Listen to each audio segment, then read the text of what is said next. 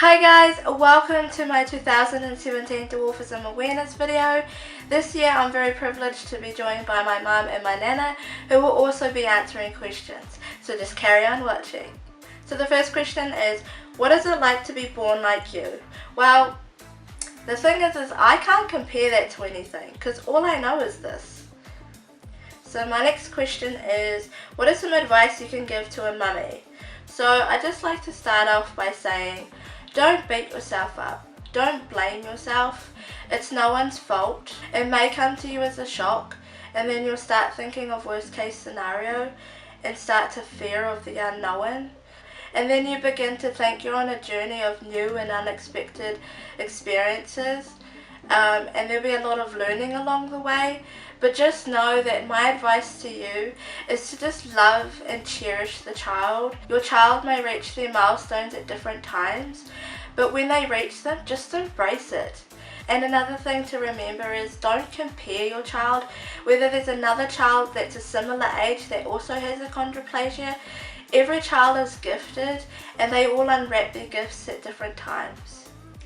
So my next question is, how do you manage a situation when a public member takes a photo or movie of you? Well, it really just depends what kind of mood I'm in, because some moments I'm just like, don't worry about it. I'm like not even going to bother with it.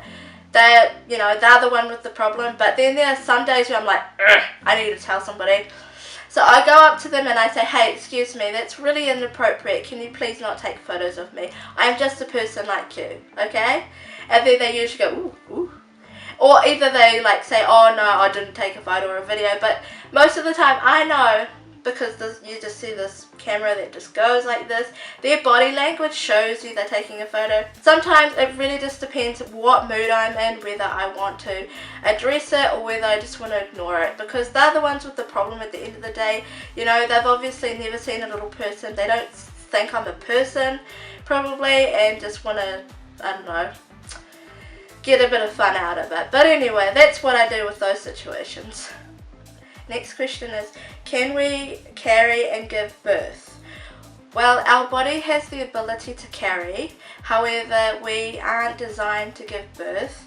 The canal in our pelvis is too small, so we have to turn to medical help by having a planned cesarean section. You may be thinking, what is a cesarean section? It's when a baby is delivered through a surgical incision in the abdomen and uterus. Next question is, what is it like to grow up in your unique family? Well, it's very, very special. I am able to turn to them for help if I need any medical help, and they're right there and they understand what it is that I go through and what I've been through, because they've been through it before, and they've just got this way of going about life, and they have ability to just get up and just keep going, and it's a real inspiration. Next question is, have you thought about having children? Absolutely, that is definitely something I want for my future. Whether the child's going to be average height or little, I'm going to love the child all the same. I have so much love to give, and I would love the experience to be a mummy. Next question is, do you find driving a challenge? No, I don't. I find it great independence. If you haven't already, go and check out my other video that I made about my driving and my pedal extensions, and then you'll sort of get to know about how my car looks. But no, I don't find it a challenge. I find it extremely rewarding to be able to just go out and do, what it is I like to do when I want to. Yeah. Next question is, do you think being a little person enables you to be able to problem solve? Yes, definitely.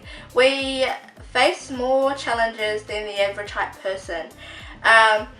We work out a way, whether we make adaptations, like if we take a stool or a hook somewhere so that we're able to reach things. We don't let it stop us. We just need to make a couple of adaptations. My next question is, how do you maintain a positive outlook on life? Well, it's important to think positive, be around people who make you feel positive and happy, and ignore the people that may bring you down. I feel emotions just like everybody else. Some days I feel sad, Some days I feel happy, but it's always important to feed yourself positive energy. Life is what you make of it, and thinking negative never gets you anywhere. So my next question is, from a child to a teen to adulthood, what are the medical challenges that I have experienced and how did I overcome them? So ever since I can remember, my mum would always say, blow your nose, blow your nose, blow your nose. And she'd always encourage me to blow my nose, because from our nose to our ears we have very narrow passage airways. And she didn't want me to get grommets, and also when we went to the pool she'd want me to keep my head out of the water, and to eat a lot of vitamin C because it helps with something in there, I'm not too sure. She'd always want me to avoid going on a trampoline because we as little people have very narrow passageway for where our spinal cord goes, so all it would take is just one bounce and the stretch of our back, and then for it to close back together and a nerve to be pinched. So she'd always say don't go on any trampolines, even though as a child I would, but you know, she encouraged me not to go on trampolines. In 2005 I was diagnosed with sleep apnea, and I got a CPAP machine, and I still have it to this day, and I absolutely love it. I don't know what I would do without it. So what it is, it's just a little machine that you sleep with at night, and it gives you oxygen to keep your airways open. And there's two types of sleep apneas. There's obstructive sleep apnea and central sleep apnea. I have obstructive. And also it's important to have, when you're young, a pediatrician, because they just help with a platform to help you with all your medical needs as you're growing up and going through different stages. And as I explained before, we have very narrow passageways in our spinal canal, and that's known to be spinal stenosis, and if we don't be careful we can be tingly and numb in the legs and have no feeling or sensation down in our legs. I had a mobility scooter in college. I used that for many reasons. One, for my legs and my back so they wouldn't get sore. Also when I would get to class I wouldn't be tired because I've just like run a marathon. It also helped me with my secureness. There were so many students at my school who were tall, big average height people, and I would feel very conscious about getting stood on. So yeah, it helped me to get from class to class. And lastly, in 2011, I had an operation on my back, so that it wasn't all compressed in my back, because I twisted my back, which was very, very painful, and that's what they needed to do. Next question is, how can somebody get in contact with the Little People of New Zealand Incorporated? So we have a website. It's www.littlepeople.org.nz. On there is a whole lot of information about the organisation. If you're a little person, feel free to hop over there and check it out. Or even if you're not a little person and you have somebody in your family who's little, there's a whole lot of cool information over there that you can go check out.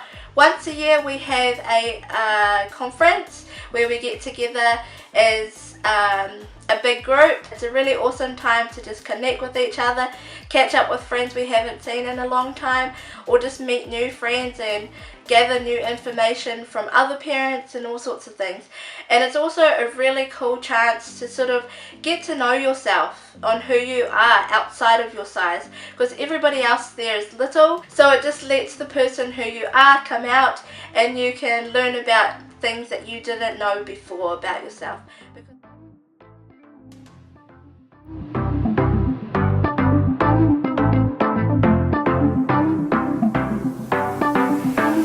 How do you manage being out in public? I manage quite well. If I can't reach something in the shop, I'll just find something nearby to use to help me reach it and get it down. Or I'll just ask someone close by to reach things. In the public, I would say I find it okay. However, it's the public themselves that struggle with managing themselves, because as I'm unique, they tend to take a second glance, or they stare a little bit longer, or they like to take photos. Doesn't matter what age they are. Could be a young teenager to a much older, mature woman or men. they'll take photo, they'll video me. I tend to think that that's quite disrespectful. I don't know what their intentions are with these photos and videos. I'd like to think that it's positive. However, I've heard of some pretty graphic things that people can and have done with my photos, to a point where they were dismissed from school for a little while. It's not a time where you can have a bad hair day or a bad mood day, because I don't want to be looked at as a little person who has a bad attitude, and for the public to actually look upon all other little people with, well, they've got a bad attitude, because I've seen it for myself. So I like to carry myself respectfully and politely, as well as I can, as well as my good mood can carry me. Yeah. How do you find having a dwarfism in your workplace? Because I'm an early childhood teacher, I actually feel that it's an advantage between myself and the children. There are a few obstacles that I need to work through, and most of the people in my working environment are very accommodating, and so that helps me get through the day just like any other teacher. What is the proudest moment that you've had in your life? I would have to say the proudest moment in my life would be seeing my daughter growing up and seeing her independence, and how she has an attitude to grapple at life and try and manage things so that she's happy and that her partner's happy, and just the attitude that if there's an obstacle that she will try hard. I think that would be my proudest moment. How has it helped you growing up with an average height sibling and a little sibling? I would say that because I'm the youngest of the three, they have gone before me in my life, going through experiences and learning how to deal with things, and achieving what they needed to achieve before me, and they were my role models really, that I could look up to and aspire to be like. Or some experiences maybe not react the same way they did and do the complete opposite to achieve my goal. Just like, how do you react when children come up to you and ask you questions? How do you manage being a teenager at college? How do you manage driving a car and getting your own car? How do you manage finding a job, staying at a job? How do you manage finding your independence and living in a flat independently? And those sorts of things. I would say my two older sisters have been wonderful role models for me to look up to and follow in their footsteps. Yeah.